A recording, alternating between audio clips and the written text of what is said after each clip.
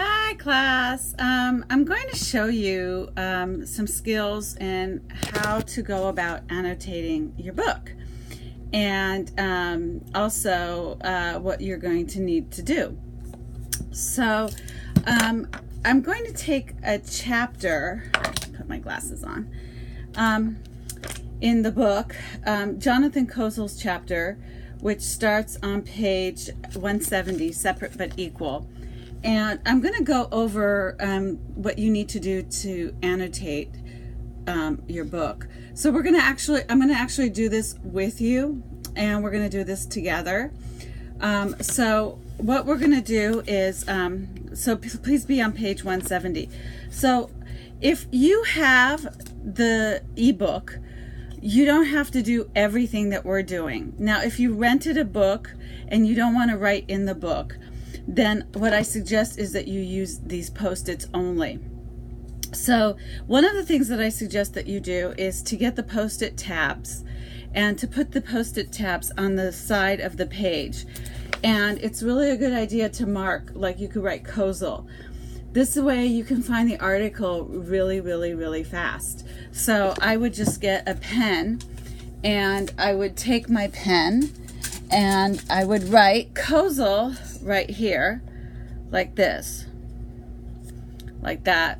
I wrote Kozel, and I put it in the side tab here. And so when I'm looking for the article, sorry, I keep hitting my face, I'm looking for the article, I find it. Now, before the actual article starts, so the actual article starts on page 171, but before, there's a little history about Jonathan Kozel. And I actually posted a video about him in last week's module, in module number 1. But it's a really good idea to go through that history and find things that that stand out for you.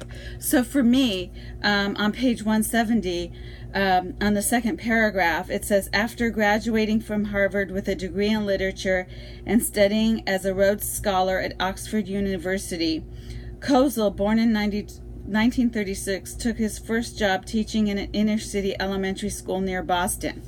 Okay, so this is an important detail about him and what the article is about, because the article is about inequities, and it's about inequities in education and what he sees, and his video also talked about it.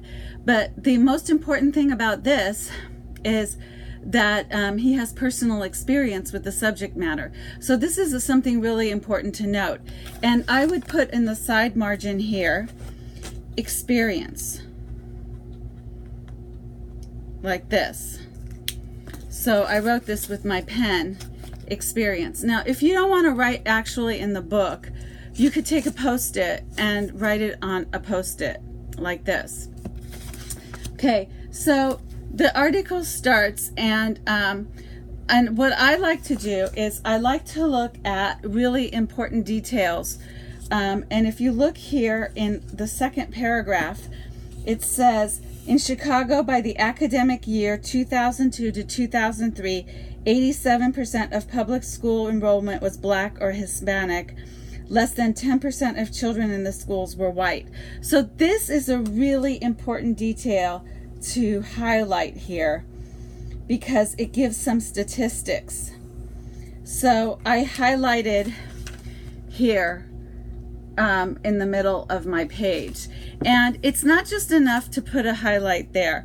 So what you can do is you can use a Post-it to explain why you think it's important. So I'll say the numbers and the differences makes a point, like that.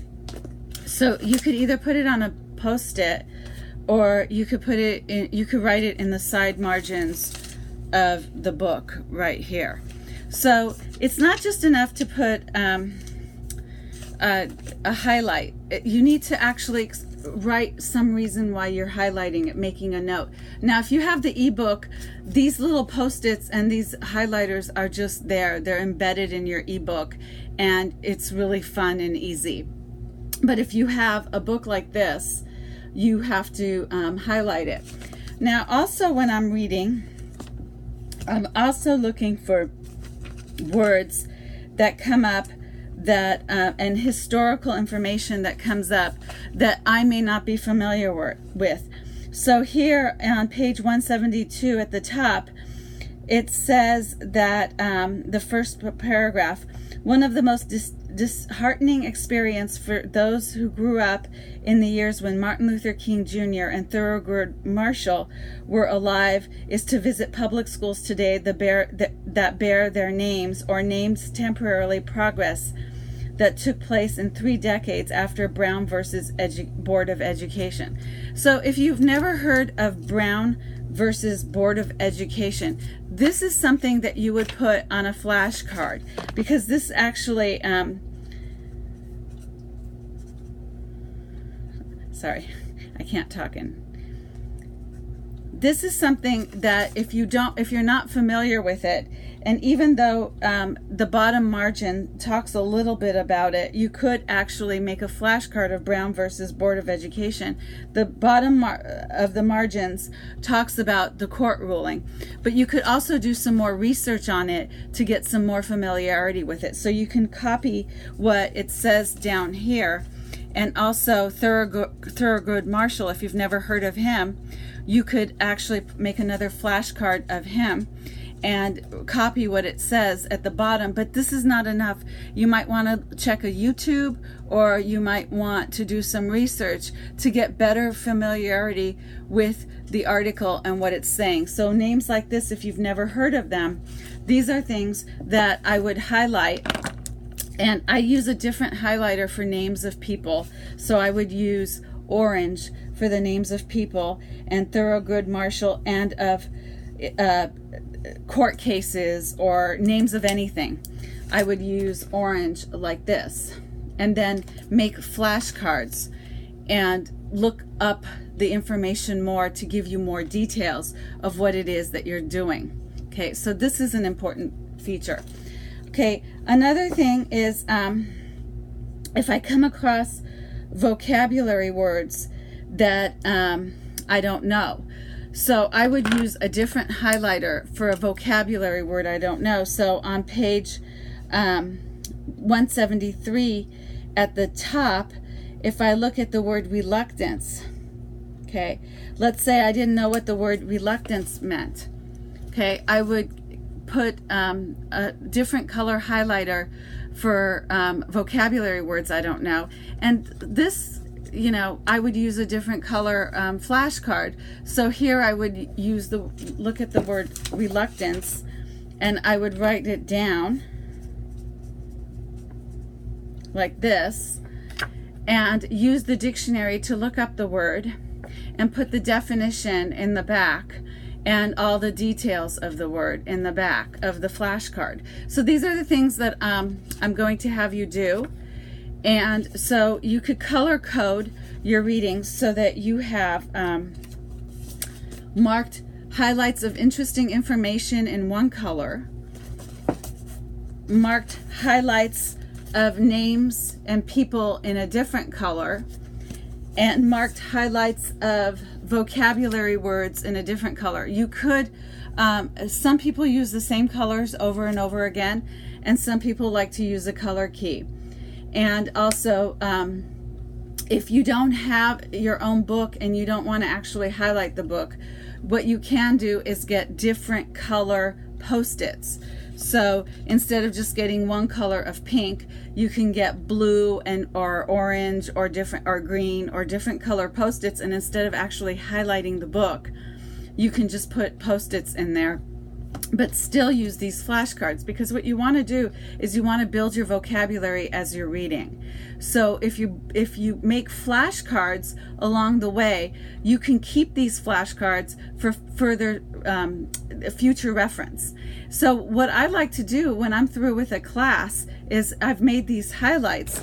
I like to keep my flashcards in a flashcard box like this, and keep them in here, and just periodically go through them. And maybe you come across the Brown versus Board of Education in another class later on in another semester, but you forgot it. So if you have a little box like this and you keep all your flashcards in there, you can say, oh, well, let me look. And you could put them in alphabetical order. Go find the research that you've already done, and then it's right here at your fingertips. It could be a word too. So any vocabulary words that you come up with, like reluctance. If you forget what you heard the word but you forgot it, well, you have it in a little box next to you like this, and so you can keep track of it. So I suggest vocabulary words to be one color, names of people in another color, or court cases. You could use another, if you read about places, like locations of places, you could use another flashcard of locations of places, so that when you file them in your box, you have them in some sort of order and you know what it is. You could just use all white flashcards if you want, and distinguish them differently. But there are file boxes that have these file boxes are really good if you want the tabs with alphabetical order. I actually kind of would just do something like this and put a tab on top of here and as the first tab, and I would just put names of people or names of places and then put them in alphabetical order. So you can kind of make your own tabs with these little post-it tabs for your file box as well. So being an active reader is really important. Looking up words is really important. Having a dictionary next to you is extremely important because you want to make sure that you look up the words as you're reading. Having all your necessary materials. So in my previous video, I talked about finding your place and your time. So your place would be your desk or wherever it is that you study, and having your materials nearby is really important. In addition to my American Heritage Dictionary, I also have another dictionary set next to me where I have a thesaurus and vocabulary builder and a second dictionary if I want to look up the word in another dictionary. So I have this in my office at home on my desk, and this is my office at home that I'm sitting on my desk, and I have all my necessary information with me. And this file box is always by my side, so when I'm studying and I'm reading and I'm coming up across the word, I may have already known what the word is. So this is a really good reference for you to use. That's why I say your time and place is really important. If you're a more mobile person, you might want to put everything in a backpack and have it readily available in a backpack. But annotation is really important. I'm going to give you a discussion about annotation after this video, and the dictionary, and talking about your own annotations. Eventually you're going to take screenshots of your annotations and send them and show them to me. But an important part of your education process is to annotate, and to annotate your reading, and having a pen next to you. I like to have different color pens. I like to have different color highlighters. I like them all to be different colors. I'm really into color coordination. If you're not into color coordination, you don't have to be, but it's just a really good feature to have. So we're going to practice. I'm going to give you some practice exercises with annotation coming up after this video, and the dictionary video. So I do have a dictionary video after this that you can look at as well. And we're going to talk about the dictionary and the importance of using a dictionary and having it by your side while you're reading to prepare you for all the reading that you're doing. All right, bye.